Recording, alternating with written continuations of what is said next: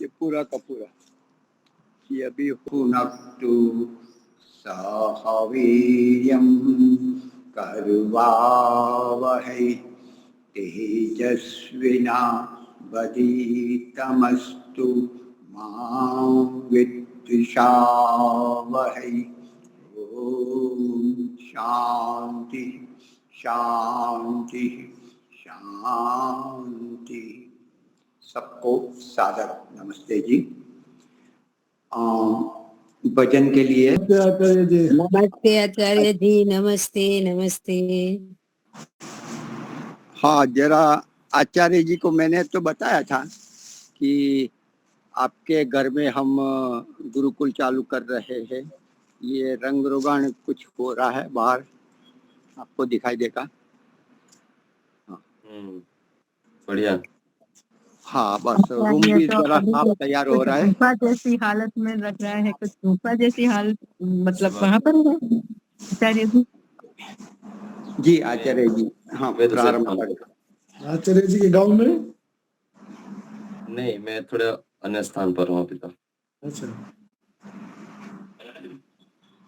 जी प्रारंभ कर सकते हैं आप। नमस्ते आचार्य जी, सभी को सादर नमस्ते।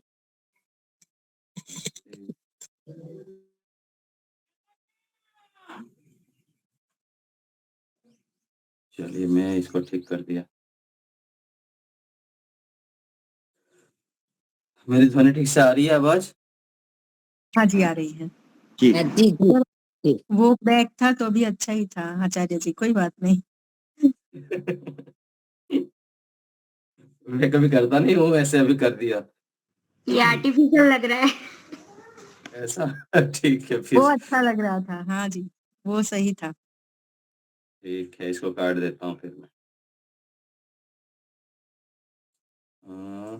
क्या लग रहा है, कैसे कटेगा? एक मिनट। ओ यो भूतं च भव्यं च सर्वं यस्य अधितिष्ठति स्वर्यस्य च केवलं तस्मै ज्येष्ठाय ब्रह्मणे नमः। ओम शांति शांति शांति। परमपिता परमेश्वर की महती अनुकंपा से हम इस समय सत्संग के रूप में चर्चाएं कुछ करते हैं प्रत्येक शनिवार को। आज हमारा विषय है, ऐसे तो हमारा विषय प्रकरण में संध्या मंत्रों के विषय में चल रहा था, लेकिन अभी मेरे पास पुस्तक नहीं है तो हम अन्य एक विषय लेकर चर्चा करेंगे आज। फिर बाद में शंका समाधान करेंगे थोड़ी देर। आप लोग की जो भी शंकाएं हैं पूछिएगा, तैयार रहिएगा। तुलना करनी चाहिए कि नहीं चाहिए? क्योंकि हम जब व्यक्तिगत रूप में अपना निरीक्षण करेंगे थोड़ी देर बैठकर, तो हमारे अधिकांश दुखों का जो कारण है वो तुलना है। हम ऐसे बन जाऊं, मैं वैसे बन जाऊं, ये मेरे से अच्छा है, ये मेरे से अधिक धनवान है, अधिक बलवान है, अधिक रूपवान है, आदि आदि रूप में हम कहीं ना कहीं दूसरे के साथ तुलना करते रहते हैं। और उस तुलना के कारण हम अधिकांश दुखी, हताश, निराश, उदास रहते हैं।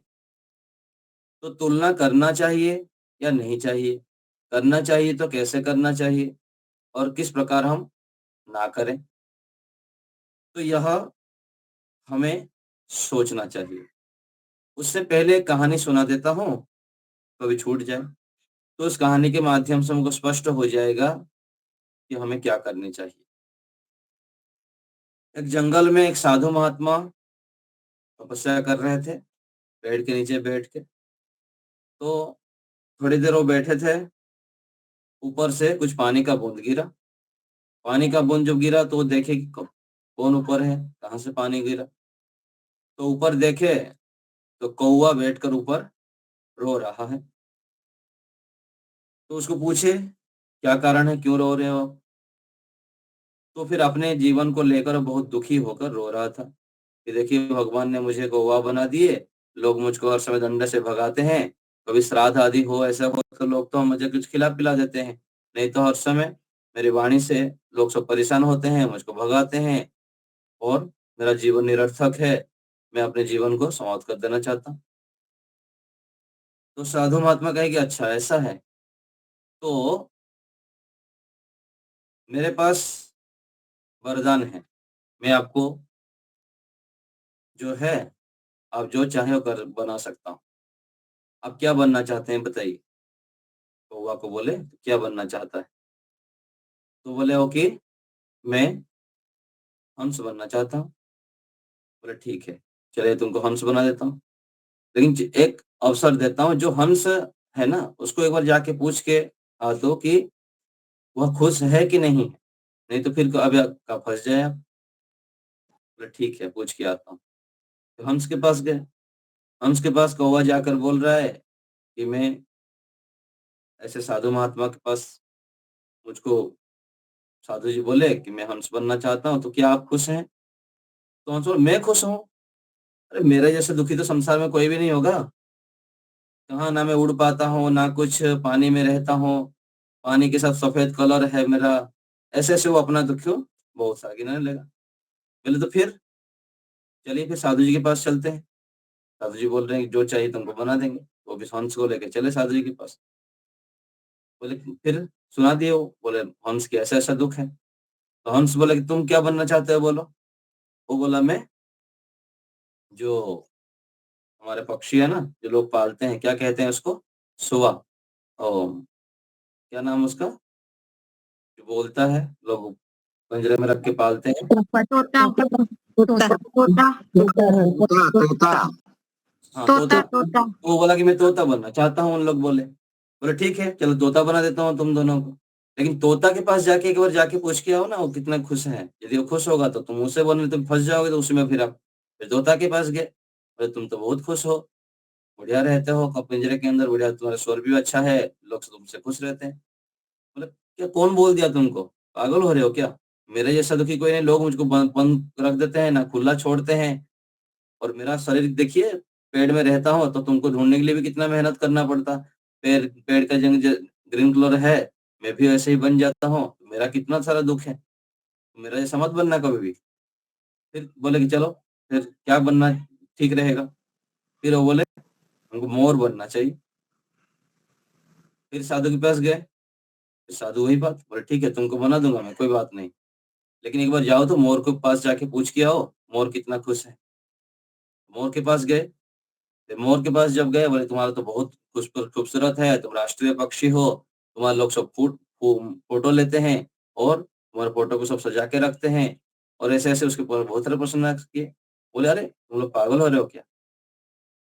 मेरे जैसा दुखी कोई नहीं है। देखिए, हर समय मुझको शिकार करने के लिए लोग तैयार रहते हैं, शिकार करके मेरे को मार के मेरे पक्षी लेके लोग चले जाते हैं। ऐसे-ऐसे करके वो भी अपना बहुत सारे दुःख ये किया। बोले ठीक है फिर तुम क्या बनना चाहते हो? बोले मैं तो तेरा जैसा बनना चाहूँगा। कौवा को बोल रहे हैं कि कौवा तुमको कोई परेशान करने वाला है या नहीं? ना पिंजरे में कोई डालने वाला है, ना कोई तंग करता है। जहाँ भी जाओ तुम खाओ, पियो, बढ़िया मौज करो। तो इसमें क्या निकला सार कि हम दूसरे के साथ तुलना करना चाहते हैं, तो जहाँ जाएँगे वहाँ पर सभी के जीवन में अधिक से अधिक दुःख होगा। भगवान ने हमको विशेष बनाए हैं। कौवा बनते-बनते मोर बनना चाहता है। मोर क्या बनना चाहता है? कौवा बनना चाहता है। तो ऐसे ही जीवन में होता है। हम वो बनना चाहते हैं, वो दूसरा बनना चाहता है, वो तीसरा बनना चाहता है। हम बुद्धिमान हैं या परमात्मा बुद्धिमान है? तो परमात्मा ने हमको जो भी बनाए हैं, हमारे कर्मों के आधार पर कुछ विशेष बनाए हैं। वहीं पर रह के हम क्या कर सकते हैं विशेष, ये हमें सोचना चाहिए। लेकिन हम अज्ञानता के कारण जो हमको मन, बुद्धि, शरीर आदि-आदि सब साधन मिला हुआ है, उसका सदुपयोग ना करते हुए दूसरे की तरह बनना चाहते हैं और अनावश्यक अपने समय सामर्थ्य को व्यर्थ कर देते हैं। इसलिए हमें दूसरे जैसे बनने की अपेक्षा स्वयं के जीवन को ही सार्थक बनाना चाहिए, आदर्श बनाना चाहिए। आज हम समाज में देखते हैं, अनेक प्रकार के व्यक्ति ऐसे हैं हजारों की मात्रा में। किसी के पास हाथ नहीं है लेकिन वो कुछ विशेष कार्य कर लेते हैं, पैर नहीं है फिर भी वो बड़े बड़े कार्य कर लेते हैं, किसी के हाथ पैर दोनों ही नहीं है फिर भी देखिए विशेष कार्य कर लेते हैं, किसी के पास आंख नहीं है फिर भी उन लोग क्रिकेट खेल के अथवा अलग अलग कंपटीशन करके बहुत सारे विशेष विशेष बढ़िया बढ़िया कार्य कर लेते हैं। तो जो हमें साधन मिला हुआ है उन साधनों को हम जब सही दिशा में लगाते हैं, अच्छे उसको व्यवस्थित ढंग से चलाते हैं, तो इन्हीं साधनों से ही हम कुछ विशेष कर लेते हैं, स्वयं भी सुखी शांत प्रसन्न रह पाते हैं और दूसरों को भी बहुत अधिक हम खुशियां बांट पाते हैं, दूसरे के जीवन में भी खुशहाली ला पाते हैं। इसलिए तुलना करना अर्थात हमको कहा जाता है कि हम जब दुखी हो जाएं, हताश निराश हो जाएं अथवा कमी अनुभव हो तो छोटों के साथ तुलना करते हैं, अर्थात उन लोग के पास कुछ भी नहीं है, देखिए मेरे पास कितने सारे हैं। मैं जहां पर आज हूं, आज ऐसे लाखों लोग होंगे जिनके पास मेरे जैसे साधन नहीं है, हाथ पैर नाक खान पान से लेकर विद्या, बहुत सारे लाखों व्यक्ति ऐसे होंगे कि नहीं है। तो उसकी दृष्टि से दुखी हताश स्थिति से बचने के लिए ऐसे हम सामान्य रूप से तुलना तो कर लेते हैं। परमात्मा को धन्यवाद करें, प्रभु इतने लोगों के पास कुछ भी नहीं है लेकिन मेरे पास ये है, विशेषता है। इस रूप में तुलना थोड़े काल के लिए ठीक है। और दूसरे तरफ यदि अभिमान आ जाए, अहंकार की स्थिति बने, लगने लगे कि मेरे पास बहुत विद्या है, बल है, ज्ञान है, मैं तो बहुत अच्छा हूँ, ऐसे से अभिमान आने लगे तो फिर कहा जाता है ऋषियों के साथ तुलना करें, महापुरुषों के साथ तुलना करें। जैसे ऋषि दयानंद जी क्या बोले, ऋषि को कोई बहुत प्रशंसा किया, आप तो ऋषि है, बहुत महान है, इस प्रकार से है। तो ऋषि दयानंद जी क्या कहे कि मैं यदि महर्षि कपिल कणाद जैमिनी पाणिनि पतंजलि आदि के समय में होता तो सामान्य पंडित की तरह भी गिनती नहीं होता। अर्थात परमात्मा की कृपा से मेरे पास जो है ये सब ईश्वर की कृपा, माता पिता गुरुजन लोगों की सहायता से है। ये इसलिए कहा जा रहा है क्योंकि अभिमान ना आ जाए, और अभिमान यदि आ जाए तो कहा गया अभिमानः श्रियम हन्ति। अभिमान आ जाने पर व्यक्ति का श्री जो लक्ष्मी है, धन है, अच्छे अच्छे गुण है, वह दूर हो जाता है, चला जाता है। इस अभिमान से हटने के लिए कहा जाता है कि हम इस प्रकार से बड़ों को सामने रखें। और दूसरी तरफ से जैसे हम कहा जाता है वेद मंत्र में कि स्वस्ति पंथा मनुचरेम सूर्या चंद्रमसा विव पुनर्ददता घ्नता जानता समगमे मही। हमको ऐसे हमको चलना होता है। वेद मंत्र में हमको निर्देश कहा गया कि इस प्रकार से हम चलें, तुलना किसी से ना करें, जो हमारे पास है उसको लेकर धन्यवाद देना परमात्मा को, माता पिता गुरुजनों के प्रति कृतज्ञ होते हुए हमको इस प्रकार से आगे बढ़ना है। कैसे? स्वस्ति पंथाम अनुचरेम। स्वस्ति अर्थात कल्याणकारी मार्ग पर हम चलते जाएं सूर्य और चंद्रमा के समान। जैसे सूर्य समय पर उदय होते हैं और समय पर अस्त हो जाता है, ऐसे ही चंद्रमा भी। इन लोग जैसे अपने नियम को छोड़ते नहीं, हम भी ऐसे ही कल्याणकारी मार्ग पर लगातार चलते जाएं और अंत में इस मंत्र में कहा गया है कैसे कैसे मार्ग पर हम चलें, तो उदाहरण दे दिया पुनर्ददता घ्नता जानता। जो दानी व्यक्ति हैं, पुनर्ददता तो देने वाले व्यक्ति, देने वाले जिसके पास होता है वही तो देता है। तो जो भरा हुआ व्यक्ति है, जो समर्थ व्यक्ति है, जो अच्छे व्यक्ति हैं, जो ज्ञान विज्ञान से भरे हुए हैं और जो दानशील है, दानशील व्यक्तियों के पास बैठेंगे उठेंगे, उनका संग करेंगे तो हम भी दानशील बनेंगे, क्योंकि जो हम देते हैं वो कई गुना होकर हमारे पास आता है। यदि कंजूस किस पास बैठेंगे तो हम कंजूस बन जाएंगे, और कंजूसी जितना करेंगे उतना हमारा ही कटौती होता है। तो दानशील व्यक्तियों के पास हम बैठें, उनका संग करें, उनको ही अपना आदर्श बनाएं। और पुनर्ददता घ्नता अर्थात जो अहिंसक व्यक्ति हैं, जो मारकाट नहीं करते हैं, दूसरे को दुख नहीं देते हैं, कष्ट नहीं देते, बाधाएं नहीं देते, किसी को हानि पहुंचाने के लिए जो प्रयत्न नहीं होते हैं, ऐसे व्यक्तियों का संग करें। ऋषि दयानंद जी लिखते हैं समान व्यसनेषु मैत्री। मित्रता जैसे जिसका व्यसन है उस प्रकार से उनकी मित्रता होती है। तो हम मित्र वैसे चुने, इस प्रकार से हमारे मित्र हो कि जिससे कि हमको उनसे प्रेरणा मिले, उनकी तरह हम बन जाएं। तो जो अहिंसक व्यक्ति हैं, जो राग द्वेष से रहित है, जो सबके प्रति प्रेम की भावना से युक्त होते हैं, अहिंसक हैं, ऐसे व्यक्तियों का हम संग करें। और अंतिम में कहा गया जानता, पुनर्ददता, दानशील व्यक्तियों के साथ बैठे हैं, दानी व्यक्तियों के साथ, अघ्नता, और जो अहिंसक हैं उनका संग करें। और आगे कहा गया जानता, ज्ञानियों का संग हम करें। लगातार ज्ञानियों को हम आलम्बन का विषय बनाए, ऋषियों का संग करें, महापुरुषों का संग करें। और इसी को महर्षि पतंजलि जी कहते हैं कि वीत राग विषयम व चित्तम। जो वीत राग, वैराग्यवान व्यक्ति हैं, जो ज्ञानशील हैं, जो श्रेष्ठ मार्ग पर चलते हैं, जो यम नियम का पालन करते हैं, ऐसे व्यक्तियों को हम आलम्बन बनाए। इससे चित्त बहुत शीघ्र एकाग्र होता है, शांत होता है, पवित्र होता है। और जहां पर शांत है, शांतता है, पवित्रता है, दिव्यता है, महानता है, वहां पर सुख है। जैसे कहा गया ना हमारे योग दर्शन में कि शुद्धता से क्या क्या लाभ होता है। तो कह रहे हैं कि सत्व शुद्धि, सौमनस्य, एकाग्र्य, इंद्रिय जय, आत्म दर्शन योग्यत्वानि च। जब हम शुद्ध होते हैं, पवित्र होते हैं, श्रेष्ठ महापुरुषों के संग करते हैं, लगातार उनके आलंबन को, आश्रय को पकड़ कर चलते हैं, तो हमारे सत्व शुद्धि अर्थात बुद्धि की शुद्धि। और सत्व शुद्धि, बुद्धि शुद्ध होने पर क्या होगा? सत्व शुद्धि सो मनस्य, मन प्रसन्न रहेगा।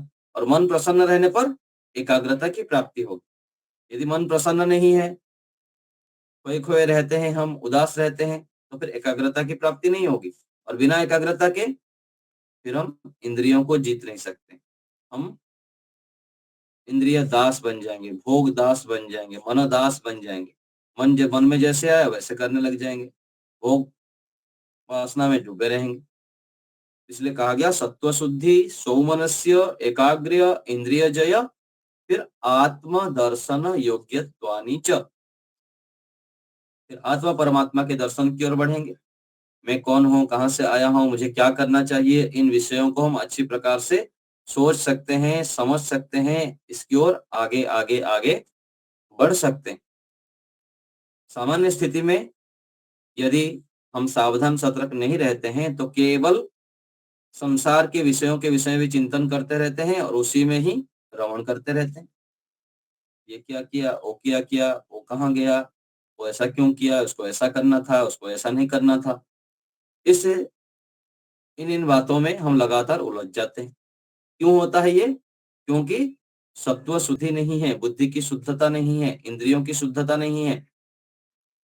जैसे मनुस्मृति के श्लोक में कहा गया ना, मनः सत्येन शुध्यति, अद्भिर्गात्राणि शुध्यति, मनः सत्येन शुध्यति।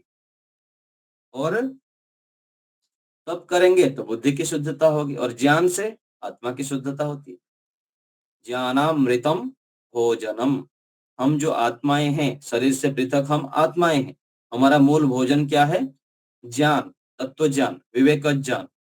वेदादि शास्त्रों को जब हम लगातार पढ़ते हैं तो वास्तविक रूप में आत्मा को भोजन मिलता है।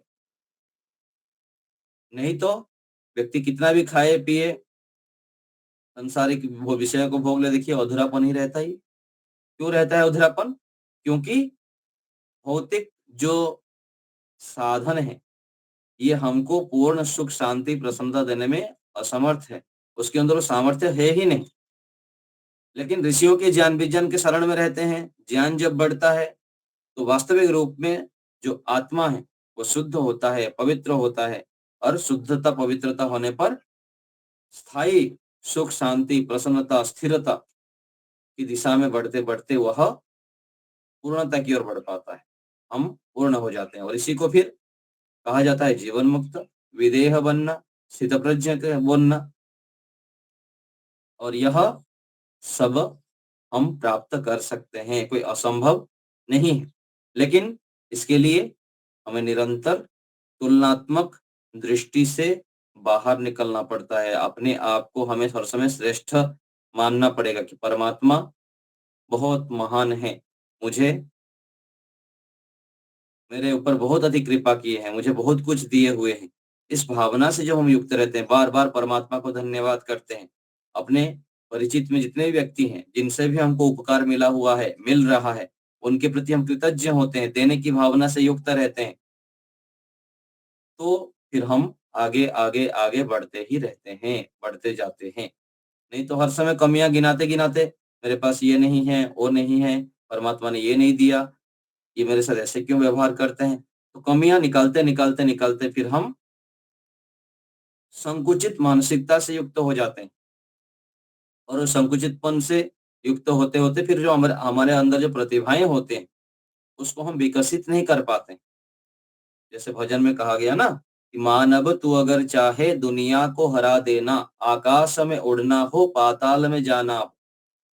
मनुष्य चाहे तो क्या नहीं कर सकता, लेकिन हम इन सब छोटे-छोटे कार्य में उलझते-उलझते अपनी प्रतिभाओं को विकसित नहीं कर पाते हैं। उसको जो विराट रूप देना चाहिए वो नहीं दे पाते हैं। अपने ज्ञान-विज्ञान को, अपनी कुशलताओं को, अपने एक्सपर्टीज़ को बढ़ा नहीं पाते हैं। कुछ व्यक्ति होते हैं, बुद्धिमान व्यक्ति, जो लगातार अपनी क्षमताओं को बढ़ाते हैं, अपनी कुशलताओं को बढ़ाते हैं, नई-नई चीज़ सीखते रहते हैं, जानते रहते हैं, पढ़ते रहते हैं, आगे बढ़ते ही रहते हैं। ध्यान साधना क्षेत्र में भी यम नियम का पालन करते हैं, जप बढ़ाते हैं, तप बढ़ाते हैं, समय पर सो जाना, समय पर उठना, माता-पिता की सेवा करना, लगातार पुरुषार्थमय जीवन जीना। आराम, आराम है मान लेते हैं वो व्यक्ति, बुद्धिमान व्यक्ति जो होते हैं। कार्यांतर ही विश्राम है। बुद्धिमान व्यक्ति के लिए क्या विश्राम है? कार्यांतर। एक काम के बाद दूसरे काम, फिर दूसरे काम के बाद तीसरे काम। और सामान्य व्यक्ति क्या करेगा? थोड़ी देर काम कर लिया, पढ़ लिया, बहुत थक गया, बहुत कार्य कर लिया। तो समाज राष्ट्र में कोई विशेष उपलब्धि प्राप्त करने के लिए 12 से 16 घंटा तक पुरुषार्थ करना पड़ेगा। ध्यान से सुनिए। यदि हमको कोई विशेष उपलब्धि प्राप्त करना है, अपने जीवन में कुछ परिवर्तन करना है और समाज के लिए कोई विशेष योगदान देना है, तो कितना समय मेहनत करना पड़ेगा? 12 से 16 घंटा। केवल सामान्य 5-6 घंटा मेहनत कर लिया और सोचेंगे हम अपने जीवन में कुछ विशेष उपलब्धि ले आए, परिवर्तन ले आए, ये संभव नहीं। जितने महापुरुष देख लीजिए, आज जितने उपलब्ध हैं हमारे सामने, जो बड़े-बड़े देश राष्ट्र के लिए कार्य करते हैं, उन लोग थोड़े बहुत कम से कम सोते हैं, 4 घंटा, 5 घंटा सोएंगे और बाकी समय कैसे अधिक से अधिक मैं समाज के लिए, राष्ट्र के लिए, विश्व के लिए उपयोगी हो सकता हूँ, देने के लिए तत्पर रहते हैं। तो हमें यदि अपने जीवन में कुछ दिव्यताओं को लाना है, विशेष ईश्वर भक्ति करना है, साधना के मार्ग पर आगे बढ़ना है, एकाग्रता को प्राप्त करना है, तब भी अत्यधिक पुरुषार्थ करना पड़ेगा, समय लगाना होगा। समय लगाओ, सफलता पाओ। काम से कामयाबी, गति से प्रगति। तो गतिशील जो व्यक्ति लगातार रहता है, वह शीघ्रता से अपने जीवन को आगे ले जाता है, बहुत अधिक शीघ्रता से अपनी कुशलताओं को बढ़ा देता है और नया-नया चीज़ सीखता ही जाता है, सीखता ही जाता है। समय का सदुपयोग करता जाता है। आ गया ना, वक्त है कम, लंबी मंजिल, हमें तेज कदम चलना होगा। ये परम तपस्या के पथि को हमें नूतन पथ रचना होगा। तो वक्त बहुत कम है, समय के मूल्य कितना अधिक है। आज कोई मान लीजिए 1 करोड़ रुपया कमा लिया, 10 साल मेहनत करके, 10 साल मेहनत करके वह 1 करोड़ रुपया जमा कर दिया। यदि वो उसको कहा जाए अथवा वो सोचे कि 1 करोड़ के बदले में, है भगवान 1 करोड़ रुपया ले लीजिए, मुझको 10 दिन समय दे दीजिए, मिलेगा क्या? नहीं मिलेगा। 10 दिन नहीं, 10 घंटा मिल जाए 1 करोड़ के बदले में, मिलेगा? नहीं मिलेगा। 10 मिनट नहीं मिलेगा, 10 सेकंड भी नहीं मिलेगा। तो यदि हम पैसे के हिसाब से देखें पुण्य और ईश्वर भक्ति जीवन की जो वास्तविकता है, उस तुलना में जब हम पैसे को रखते हैं तो जितना आवश्यक है उतना संग्रह करते हैं। अनावश्यक अपने स्वास्थ्य को बिगाड़ कर, ईश्वर भक्ति को छोड़कर, धर्म आचरण को छोड़कर फिर हम पैसा कमाना नहीं चाहेंगे। इसलिए ऋषियों की सिद्धांत है कि जो हमारा कर्तव्य कर्म कहा गया है, गृहस्थ आश्रम में पंचमहायज्ञ है, ब्रह्म यज्ञ करना, देव यज्ञ करना, अतिथि यज्ञ, पितृयज्ञ, बलि वैष्णोदेव यज्ञ, इन सब यज्ञों का अनुष्ठान करते हुए धन संपत्ति को इकट्ठा करना है और सभी कार्य करते जाना है। तो कोई भी कार्य हम जब करते हैं तो उसके पीछे सोचना चाहिए कि मैं जो समय लगा रहा हूं उस समय के बदले में मुझको क्या मिल रहा है परिणाम स्वरूप। यदि हम ये नहीं समझेंगे तो फिर समय को हम व्यर्थ गवा देंगे, अनावश्यक गवा देंगे, अथवा गौण कार्य में समय लगा देंगे। हम समय बहुत कीमती है। हम कितने सारे समय अनावश्यक बैठे बैठे, लेटे लेटे, सोते सोते, इधर उधर घूमते फिरते, घूमने फिरने के लिए खत्म कर देते हैं। क्यों ऐसे करते हैं? क्योंकि समय का महत्व हमें पता नहीं है अथवा बहुत कम पता रहता है अनेक जगह पर। लेकिन जो बड़े बड़े स्तर पर कार्य करते हैं देश के लिए, राष्ट्र के लिए, विश्व के लिए, कोई महान कार्य करते हैं, कुछ बड़े प्रगतिशील कार्य करते हैं, उन लोग एक एक मिनट का सदुपयोग करते हैं, एक एक सेकंड का सदुपयोग करते हैं। तो हमें यह विचारना है कि मैं समय का सदुपयोग किस प्रकार से कर रहा हूँ, कैसे अपने मन से, वाणी से, शरीर से जो भी कार्य मैं करता हूँ इन 3 साधनों से, उसका प्रतिफल स्वरूप मुझको क्या मिल रहा है। प्रत्येक दिन जीवन मृत्यु की ओर जा रहा है, लेकिन उस बीच मैं कितना धर्म का संचय कर रहा हूँ, पुण्य को संचय कर रहा हूँ, श्रेष्ठ कार्यों को बढ़ा रहा हूँ, क्या करके मैं जाना चाहता हूँ इस संसार से, ये पता होना चाहिए। नहीं कि केवल अंधे की तरह चल रहा है, दुनिया चल रहा है तो उसके पीछे पीछे हम भी दौड़ रहे हैं। अंतिम समय में, मृत्यु के समय में क्या चाहता हूँ, जब मेरा मृत्यु होता होगा उस समय मैं क्या सोचता हूँ कि इतना कम से कम हो जाए तो बहुत अच्छा, सार्थकता हो कि हाँ जीवन में कुछ कर पाए अथवा कुछ विशेष कर पाया। ये हमें सोचना चाहिए। जब हम ऐसे सोच के आगे बढ़ते हैं तो विशेष प्रगतिशील होते हैं, गतिशील होते हैं और आगे आगे आगे योजनाबद्ध तरीके से अपने गुणों को भी बढ़ाते हैं, प्रतिभाओं को भी बढ़ाते हैं और लगातार समय का सदुपयोग करते हुए हम जो चाहते हैं उसको प्राप्त कर पाते हैं। तो तुलना अभिमान की स्थिति में बड़ों के साथ कर सकते हैं और हताश निराश की स्थिति में हम नीचे के लोगों को जब देखते हैं तो हमारे अंदर उत्साह आता है, फिर हम आगे बढ़ते हैं। और इस रूप में जैसे कहानी आपको सुनाया, कौवा हंस बनना चाहता है, हंस तोता बनना चाहता है, तोता मोर बनना चाहता है, ये याद रखिएगा, दोहराइएगा। इस कहानी के माध्यम से, अनेक घटनाओं के माध्यम से हमें प्रेरणा मिलती है कि हमको इस रूप में चलना चाहिए, अपने सोच के स्तर को ऐसे बनाना चाहिए कि भगवान ने हमको विशेष बनाए हैं। 800 करोड़ के आसपास जनसंख्या है पूरा विश्व में, और 800 करोड़ जनसंख्या में विश्व में कितने देश हैं? 200 के करीब देश हैं। 200 के करीब करीब देश में एक भारत देश है। भारत देश में 32 के आसपास राज्य है। उसमें हम एक राज्य में रहते हैं, उसमें एक राज्य में भी कितने सारे जिलाएं हैं। इन सभी के बीच में एक इकाई, एक अस्तित्व हमारा है। तो मैं क्या कर सकता हूँ? हम जब ऋषियों की संतान कहते हैं, भगवान राम जी, भगवान कृष्ण जी, हनुमान जी, शिव जी आदि आदि इतने महान विभूतियों के हम वंशज कहे जाते हैं, हमारे वो हम उनके परंपरा के पथिक हैं। तो हमको क्या करना चाहिए? क्या मैं करके जाऊं, क्या दे के जाऊं संसार के लिए, क्या परिवार के लिए दे जाऊं, आसपास के लोगों के लिए क्या दे के जाऊं? ऐसे जब हम सोचने लगते हैं तो पता चलता है कि मैं कुछ करना है, मेरे को कुछ दे के जाना है और समय का सदुपयोग करना है। तो ऐसे हमको सोचना चाहिए, विचारना चाहिए। अभी आप लोग की कुछ शंकाएं हैं तो ले लेते हैं, पूछिए, फिर अंत में समय अधिक हो जाता है। किसी को कुछ पूछना हो तो हाथ उठाइए।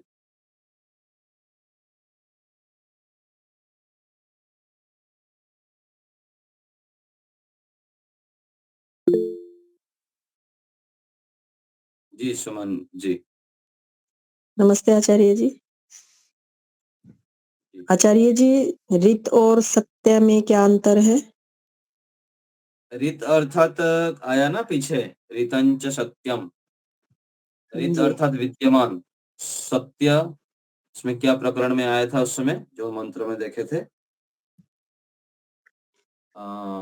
ऋषि क्या अर्थ किया किए थे वहां पर? पुस्तक में लिखा हुआ था ना, ऋतंच सत्यम। वेद के बोल अभी रहे हैं। हाँ, सत्य बदल सकता है, ऋत तो बदल नहीं सकता। नहीं सत्य कैसे बदलेगा? जैसे अभी हम ऐसा कहें ना, अभी का समय अभी 8 बजे थे सबको, कुछ घंटे के बाद वो बदल सकता है।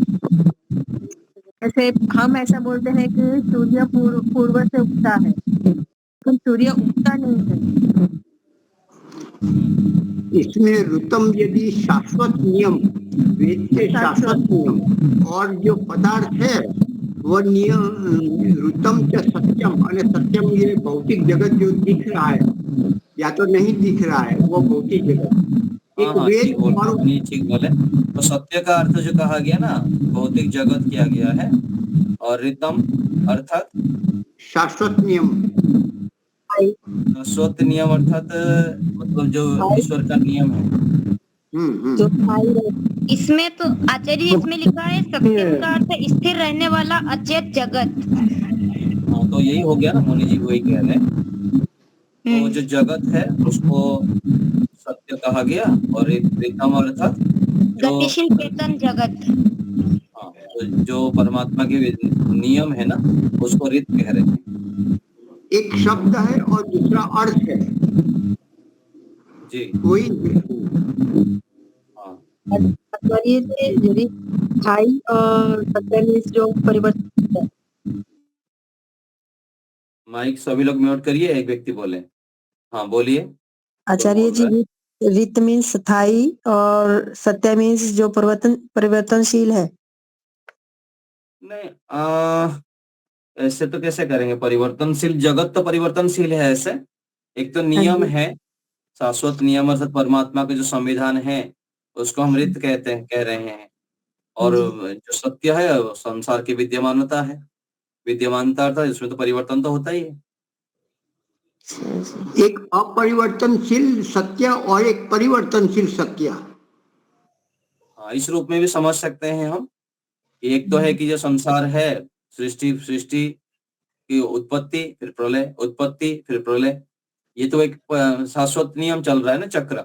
और दूसरा है कि सृष्टि में भी जो संसार दिख रहा है उसमें भी प्रकृति से बना हुआ है, प्रकृति अपने आप में विद्यमान है। प्रकृति का जो मूल तत्व है उसमें कोई परिवर्तन नहीं होता है, लेकिन जो संसार बना हुआ है उसमें फिर विकृति होती है, परिवर्तनशील है। ये इस रूप में समझ सकते हैं हम। जो प्राकृतिक नियम है वो ऋत कहलाते हैं। जो प्राकृतिक नियम अर्थात प्राकृतिक नियम अर्थात तो ये हुआ जैसे सूर्य पूरब में उगता है, ये प्राकृतिक नियम है। पश्चिम में छिपता है, ये प्राकृतिक नियम है। तो इस तरीके से इसको ऋत नियम कहा गया है। ठीक है। और सत्यम को क्या कहेंगे? सत्य जो प्राकृतिक नियम के अनुसार जो चलते हैं उस पर मार्ग पर, वो सत्य कहलाता है। सत्य मार्ग या वेद के बताए मार्ग पर चलने वाले सत्य मार्ग पर चलने वाले हैं। इस प्रकार से ऐसा मैं अच्छा। हाँ, और किसी को क्या समझ में आ रहा है? चेतन जी कुछ बोलना चाहते हैं? हाथ आप बाइक ऑन करिए। चेतन नाम से हाथ उठाए। हाँ जी आचार्य जी, ये जो हम पढ़ने पढ़ाने का मंत्र पढ़ते हैं तो इसका शब्दार्थ बता देंगे आप? हाँ बता देंगे। ओम सहनावतु सहनौ भुनक्तु नावतु क्या भुनक जी जी बताता हूँ उसको। ऋत और सत्य के विषय में हो गया। सुमन माता जी। हाँ जी आगे समझ। और आचार्य जी देवयज के 3 नाम, एक तो अग्निहोत्र देवयज और एक देव यज्ञ जो आता है ना उसमें कहा गया देव पूजा, संगतिकरण, दान। 5 एक तो पंचमहायज्ञ हो गया। तो जो हम ये कहते हैं ना ब्रह्म यज्ञ, देव यज्ञ, तो देव यज्ञ जब कहते हैं तो देव यज्ञ में 3 आ जाता है, देव पूजा, संगतिकरण और दान। यज्ञ यज्ञ जब करते हैं, यज्ञ धातु 3 अर्थों का प्रकाशित करता है, देव पूजा, संगरीकरण, दान। तो देव अच्छा। पूजा जब हम करते हैं वो भी यज्ञ है। जी। संगतिकरण बहुत सारी चीजों को मिला के कुछ नया बनाते हैं, उसको भी यज्ञ कहते हैं। और हम जी। दान करते हैं अच्छे चीजों को, उसको भी यज्ञ कहा जाता ठीक है आचार्य जी, धन्यवाद। है। तो जो सहनावतु मंत्र हम कहते हैं कि सहनौ सहना आचार्य जी आता है ववतु। इसका, मैं सुनाऊं आचार्य जी, इसका अर्थ आता है मुझे। बोलिए। हे ईश्वर, हम दोनों पढ़ने और पढ़ाने वाले की एक साथ रक्षा करें। ईश्वर हम दोनों को एक साथ पोषण दें। हम बड़ी ऊर्जा के साथ मिलकर काम करें। हमारा अध्ययन जोरदार और प्रभावी हो। हम परस्पर द्वेष व विवाद ना करें, अर्थात हम आपस में घृणा ना करें। हम में शांति हो। हमारे तीनों प्रकार के दुखों को दूर कर दीजिए, आध्यात्मिक, आदि भौतिक, आदि दैविक। हाँ, तो ये इस रूप में संक्षेप में ये अर्थ है। तो इसको थोड़ा मैं विस्तार कर देता हूँ। तो जब हम ये मंत्र पढ़ते हैं उसके पीछे ये रहता है कि सहना ववतु, अवतु है उसमें, यहाँ पर ववतु है, लेकिन उसको जब तोड़ते हैं तो नौ दोनों मिलकर एक दूसरे की रक्षा करें। रक्षा कब होगी? जब एक दूसरे को सम्मान करेंगे, एक दूसरे को साथ साथ मिलके चलेंगे। जो पढ़ रहे हैं उनके प्रति, जो जिनसे हम पढ़ते हैं उनके प्रति सम्मान रखना, और जो जिनको पढ़ा रहा है उसके प्रति भी अच्छी भावना रखते, अच्छे से तैयारी करके आके उनको अच्छे से समझाना, जिससे कि दोनों आगे बढ़े। सहना भवतु सहनौ भुनक्तु, दोनों मिलकर फिर अच्छी अच्छी चीजों को, भोजन भी जैसे भोजन करते हैं ऐसे अच्छी अच्छी चीजों को पढ़ें, लिखें और आगे बढ़िया बढ़िया और भी चीजों को ग्रहण करें, स्वीकार करें और भी ज्ञान विज्ञान को बढ़ाएं। तो सहना भवतु सहनौ भुनक्तु सह वीर्यम, अर्थात उत्साह बढ़े। दोनों के अंदर पढ़ना पढ़ाना तो हो रहा है, लेकिन कोई उत्साह नहीं बढ़ रहा है, ताजगी नहीं आ रही है। और अलग आगे से आगे बढ़ने के लिए उत्साह, उमंग, पराक्रम कहा जाता है ना, ऐसे भी होना चाहिए कि हमारे ज्ञान विज्ञान ऐसे नया नया विषयों को हम लें, नए नए विषयों के ऊपर चर्चा करें, शंका समाधान करें, तो क्या होगा, उत्साह बढ़ता जाएगा। और उत्साह बढ़ने के साथ क्या होगा, फिर तेजस्वी होगा। तेजस्वी का मतलब क्या है? कोई भी हमको, तेजस्वी का 2 अर्थ है।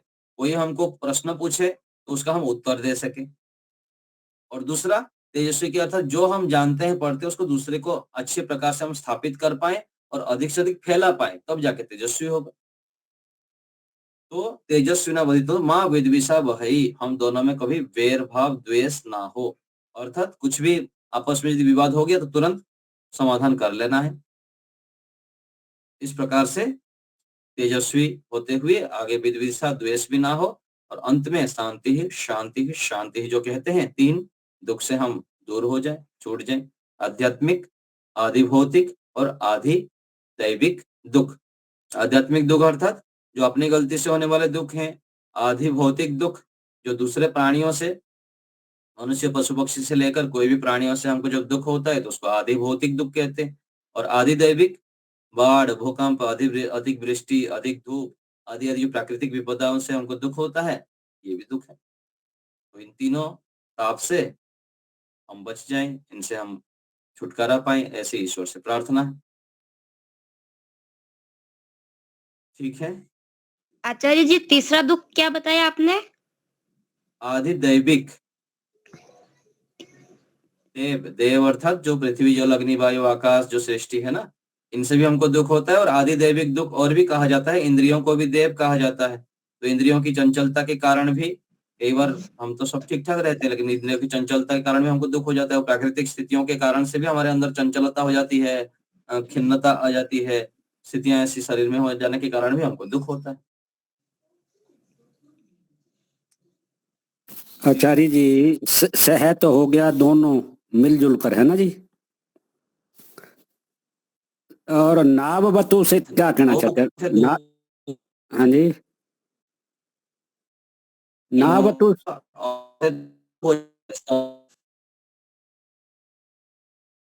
नौ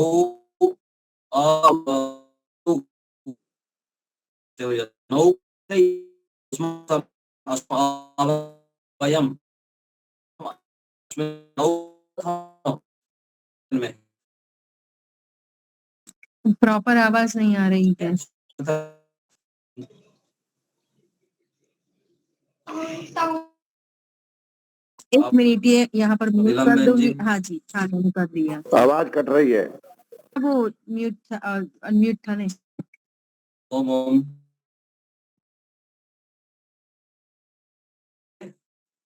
हाँ जी, अब बोल सकते हैं ओम। चाहो तो। हाँ जी, होम सुनाई दे रहा है। हाँ ठीक है। तो दोनों ठीक है, आपका चल रहा है ठीक से। अब समझ में आ गया अभी आपको? अभी भी नहीं आ रही देखते आचार्य हैं। जी आवाज सही। हाँ नहीं आ रही है, बीच में टूट रहा है आवाज। एक बार कट के जोड़ो, अभी ठीक है? ओम ओम। अब ठीक है। हाँ जी, अब ठीक है, बोलिए। ठीक है, ठीक है। हाँ जी, म्यूट कर दीजिए अपने आप को। चलिए चेतन जी, आपका हो गया ना? आचार्य जी नहीं जी, अभी सह तो सह का अर्थ दोनों है, सह का अर्थ है साथ, साथ। अच्छा। नौ और का अर्थ है नाववतो, दोनों। हाँ जी दोनों है ना महाराज। भवतु को यहाँ पर संधि हुआ है। ना भवतु को जब अलग अलग करते हैं तो नौ और अवतु, अवतु का अर्थात रक्षा अर्थ में है, अवरक्षण अच्छा धातु है। नौ है, नौ अर्थात हम दोनों। अच्छा। और भुनक्तों का अर्थ है भोग करें। भोगना, अच्छी अच्छी चीजों को अच्छा जी। भोगना, अर्थात भोगना अर्थात खाने के अर्थ में तो नहीं, यहाँ पर दोनों हम हाँ जी। अच्छी अच्छी चीजों को बढ़ाएं, ज्ञान विज्ञान को भोग करें, नए नए ज्ञान विज्ञान सीखे, पढ़ें, जाने। और करवा वही, करवा वही। वही। हाँ जी। हाँ, तो ये हो गया ना, हम करें। सहना वो तो सहनो भुनक्तु सह वीर्यम करवा वही। तो वीर्य अर्थात उत्साह को हम बढ़ाएं, करना अर्थात बढ़ाना, वीर्य को, उत्साह को हम बढ़ाएं, ऐसे कार्य करें, ऐसे कार्य करें जिससे कि उत्साह बढ़े हम दोनों की, लगातार हम आगे से आगे बढ़ते ही जाएं। और बोलिए। तेजस्विनावधीतमस्तु। हाँ, तो यहाँ पर तेजस्विना जो है ना, तेजस्विनो, तेजस्विने हो जाएगा अधितम अस्तु, हमारा जो अधितम हम तो पढ़ रहे हैं वो तेजस्वी हो, हम दोनों का। तेजस्विने वो द्विवचन में है, अधितम जो हमारा पढ़ा हुआ पाठ है, जो हम पढ़ रहे हैं अधितम, वो तेजस्विनो अधितम अस्तु, वहां भी संधि है वहां पर। ठीक है आचार्य जी, धन्यवाद। नीलम बहन जी। सादर नमस्ते आचार्य जी। आचार्य जी, मैं ये पूछ रही थी कि जैसे हमारे शरीर की प्रकृति होती है सत्व रज तम की, तो हमारे मन के ऊपर भी उसका प्रभाव पड़ता है, जी। और हम उसको कैसे परिवर्तित कर सकते हैं? पूरा एक एक तंत्र है पूरा शरीर का, ये पूरा मन इंद्रियों से लेकर पूरा शरीर एक दूसरे से जुड़े हुए हैं। तो पूरा हमारे देखना, सुनना, खाना, पीना, विचारना, ये सब के ऊपर हमको बारीकी से नजर रखना पड़ता है। जैसे भारत के सिक्योरिटी में भारत की जो सीमा है ना, वहां पर जल स्तर पर भी सिक्योरिटी है, समुद्र के सुरक्षा किया जाता है, और स्थल के स्तर पर भी कोई घुस ना जाए, और आकाश मार्ग में राडार लगा के रखा हुआ है, कोई कभी भी अटैक ना कर सके, ऐसे पूरा मिसाइल फिटिंग करके रखा हुआ है। ऐसे ही हमारे अंदर भी मन इंद्रियों से लेकर शरीर, जो हम खाते हैं, भौतिक भोजन खाते हैं, पानी पीते हैं, पानी के माध्यम से भी यदि हम शुद्ध पानी पीते हैं, अच्छे उबल के पानी पीते हैं बढ़िया, और बिल्कुल शुद्धता का ध्यान रखते हैं, तो पानी का भी प्रभाव पड़ता है। अन्न हम खाते हैं, तो अन्न तो हम कुछ भी उठाए पटक दिए शरीर में, इसका भी हानि हो जाती है। तो अन्न जब खाते हैं, तो जो मैं दाल खा रहा हूँ, दाल में जो छोंक लगा रहा हूँ, जीरा कितनी डाल रहा हूँ, काली मिर्च डाल रहा हूँ, हल्दी डाल रहा हूँ, इन सबका असर पड़ रहा है, लेकिन हमको पता ही नहीं, कुछ भी उठाए डाल दिए, दाल में छोंक लगा दिए, सब्जी कुछ भी लाए, कैसे भी छोंक लगा दिए, खा लिए, फिर छोड़ देना लेकिन तो वो फिर कम हो जाएंगे तेरे। एक एक चीज उसका जो है असर पड़ता है। तो खाने से लेकर और दूसरे विचार, जो हम विचार करते हैं दिन भर, सुबह उठते ही रात को सोने तक, उन विचारों के माध्यम से कितना हम सत्वगुण युक्त विचार ला रहे हैं, साधु संत महात्मा ऋषि मुनि, और जितने अच्छी अच्छी बातें सुने हैं, पढ़े हैं, अच्छे लोगों को कितना स्मरण कर रहे हैं, सकारात्मक विचारों को कितना ला रहे हैं, और देखने में भी क्या देख रहे हैं हम, क्या सुन रहे हैं, क्या पढ़ रहे हैं, कैसे बैठते हैं, कैसे उठते हैं, जहाँ रहते हैं वहाँ का वातावरण में जो शुद्ध वायु है उसका भी असर पड़ता है हमारे ऊपर। वायु में भी यदि गंदगी हो गया तो उसका भी असर होगा, रजोगुण तमोगुण युक्त हो जाएगा। नाली के पास बैठेंगे तो अलग होता है, और यज्ञ के पास बैठेंगे तो उसका अलग असर होता है हमारे शरीर के अंदर, मन बुद्धि इंद्रियों के ऊपर। तो इन सब चीजों के ऊपर धीरे धीरे योगाभ्यासी व्यक्ति जो है ना बारीकी से नजर रखता है, सूक्ष्मता से। और जितना बारीकी से हम नजर रखते हैं और सावधान सतर्क होते हैं उतना उतना हमारे अंदर सत्वगुण बढ़ता है, फिर ऋतमरत प्रज्ञा बढ़ेगी, और ऋतमरत प्रज्ञा बढ़ने से सत्यों में वो विभर्ति, हम सत्य को बढ़ा सकते हैं, सत्य को स्वीकार कर सकते हैं, सत्य को अच्छे से जान सकते हैं, और सत्य बुद्धि हमारे हो जाने पर हम पूरा चुन चुन करके अपने अंदर भरेंगे। नहीं तो कुछ भी खा लिया, कुछ भी पी लिया, कहीं भी चला गया, कुछ भी देख लिया, वातावरण गंदगी है, कोई ध्यान ही नहीं दे रहे। तो इन सब के माध्यम से हम रजोगुण तमोगुण को बढ़ाते ही जाते हैं, बढ़ाते ही जाते हैं, बढ़ाते ही जाते हैं। फिर उसके कारण दुख होता है, कष्ट होता है, चिड़चिड़ापन हो जाते हैं, फिर राग द्वेष काम क्रोध लोभ इंद्रियों के दासत्व सब में घिर जाते हैं। फिर सोचते हैं मैं तो कुछ करता ही नहीं, कैसे ऐसे हो रहा है? अरे करते क्यों नहीं? सुबह से रात तक तो लाखों क्रियाएं तो हम करते हैं। विचारों में कितने सारे विचार हम नकारात्मक विचार लाते हैं। अच्छे सोचे ना, ऋषियों को लाए, साधु संत देखे, रामायण महाभारत देखे, चाणक्य देखे, साधु संतों को सुने, भजन सुने, ओम का जप करे, गायत्री का जप करे, जो लगातार विचारों को इतना मजबूत कर देते हैं, सत्वगुण युक्त विचारों को पूरा प्रवाह ले आते हैं। और खान पान में भी अच्छी खान पान करते हैं, सत्वगुण युक्त खाना खाते हैं, मात्रा में भोजन करते हैं। भूख कम है अधिक खा लिए तो भी तो पाचन नहीं होगा, तो पेट के अंदर धुआं बढ़ेंगे, धुआं में बुद्धि बिगड़ जाएगी, फिर भारी भारी रहेगा मन, फिर दुखी रहेगा, चंचल रहेगा, फिर लड़ाई झगड़ा करेंगे। तो अनेक उपाय से पूरा सावधान होकर चलना पड़ेगा। थोड़ी सी भी सावधानी घटी तो दुर्घटना घटी, दुखी हताश निराश उदास हो जाएंगे, फिर बहुत हानि हो जाती, समय की बर्बादी हो जाती। ठीक है, ठीक है आचार्य जी, बहुत बहुत धन्यवाद। आचार्य जी मैं एक प्रश्न पूछना चाहती हूँ। कोई ऐसी परिस्थिति बनती है कि अचानक हमारे सामने कुछ कुदृश्य आ जाता है, बराबर? तो फिर उस समय हमें किस तरह से, मतलब ये तो गलत हो गया ना, मतलब कि हमें आ जाए तो कोई दिक्कत नहीं, इतना हमको प्रूव करके रखना है ना। पहले से हम जब जप करते हैं, यज्ञ करते हैं, ध्यान करते हैं, सत्संग करते हैं, संयमित जीवन जीते हैं, ब्रह्मचर्य का पालन करते हैं, सालों साल लगातार, दिन भर आप मान लीजिए 12 घंटे आप ठीक ठाक रहे, कभी कुछ थोड़ा बहुत 12 सेकंड के लिए आ गया तो कोई बात नहीं। प्रारंभ में कठिनाई हो सकती है, लेकिन धीरे धीरे करके हम इतना मजबूत बन जाते हैं ना, अपने आध्यात्मिक चेतना को, अपनी दिव्य ऊर्जाओं को इतना बढ़ा देते हैं, तो ऐसी स्थितियां आने पर हम जीवन मुक्त बन जाते हैं, उस समय तटस्थ हो जाते हैं। इसी को विधेय कहा गया है, स्थितप्रज्ञ स्थिति कहा गया है। वो तो एक जब हम लंबे ऊंचे स्तर पर पहुंचेगा अलग बात है, लेकिन ये जो छोटी छोटी स्थितियों में बिना देखे कोई हमको बोल दिया, कुछ क्रोध की स्थिति आ जाती है, तो इन सब स्थितियों को नियंत्रण करने के लिए पहले से हमें तैयारी करके रखना पड़ता है।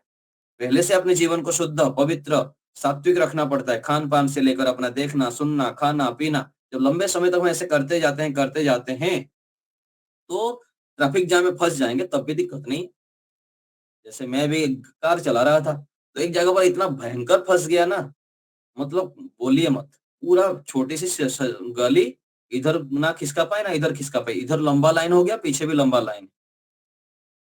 फिर भी मैं शांत रहा बहुत देर तक, लगभग आधा घंटा तक तो फंसे रहा, आधा घंटा से अधिक। फिर भी जैसे तैसे करके निकाला। उस समय भी शांत रहा मैं, क्यों टेंशन लेना बताइए ना, निकलेंगे फंस गए तो क्या दिक्कत है।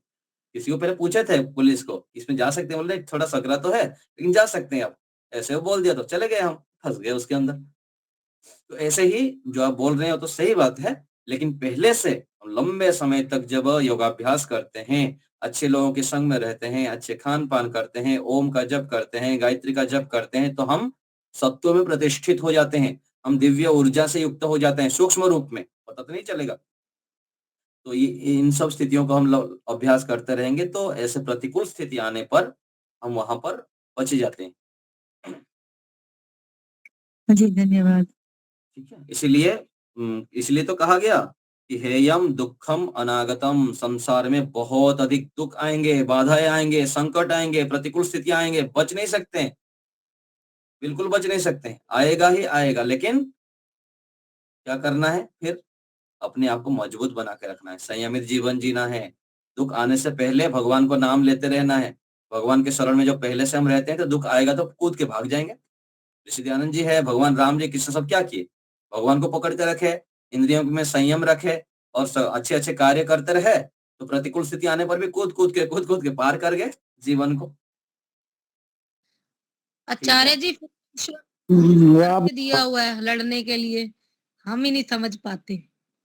हाँ जी, मैं कह रही कि आचार्य जी हमें तो ईश्वर ने फिर सामर्थ्य तो बहुत दे रखा है कि हम ही घबरा जाते हैं और घबरा वो के सामर्थ्य जो दिया है उस सामर्थ्य को हमको इकट्ठा करके रखना है।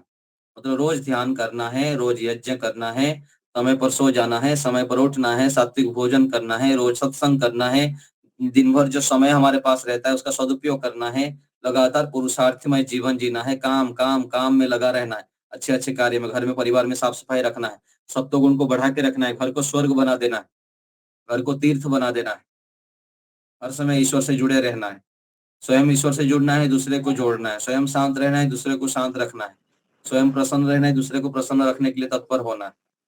ऐसे करते जाएंगे तो फिर मजबूत बन जाएंगे। ठीक है, और कोई बात? धन्यवाद आचार्य जी, आपके प्रवचनों ने ही हमें मजबूत बनाना शुरू कर दिया है। मेहनत तो स्वयं को करना पड़ेगा, हम तो केवल बस गुरुजनों से जो सीखे हैं, पढ़े हैं, ईश्वरी कृपा से बता देते हैं। चलिए, समय हमारा हो रहा है, सभी का बहुत बहुत धन्यवाद। आगे मुनि जी। हाँ जी, शंकर जी अपना शांति पाठ करवाइए प्रयागराज से। शंकर जी शांति पाठ और जय गौरी। नमस्ते, आवाज आ रही है? हाँ जी, आ रही है। आ रही है। हेलो। कक्षा का समापन शांति पाठ और जय घोष से। पहले शांति पाठ।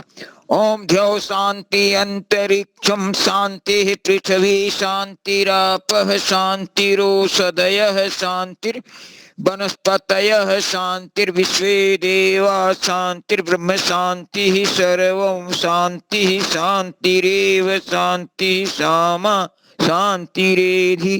ओम शांति ही शांति ही शांति। ये घोष जो बोले सो अभय। सत्य सनातन में जय हो।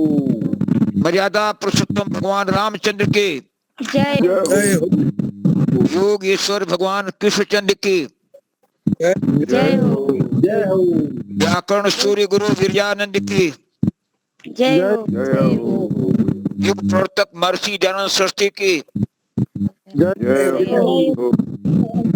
स्वामी श्रद्धानंद की जय हो। जय हो। भारत माता की जय जय हो। गौ माता की पालन हो। देश के अमर शहीदों की जय हो। वेद की ज्योति जलती जलती रहे। ओम का झंडा ऊंचा रहे। ऊंचा रहे। आर समाज अमर रहे। सत्यार्थ प्रकाश घर अमर रहे। प्रणव ध्वनि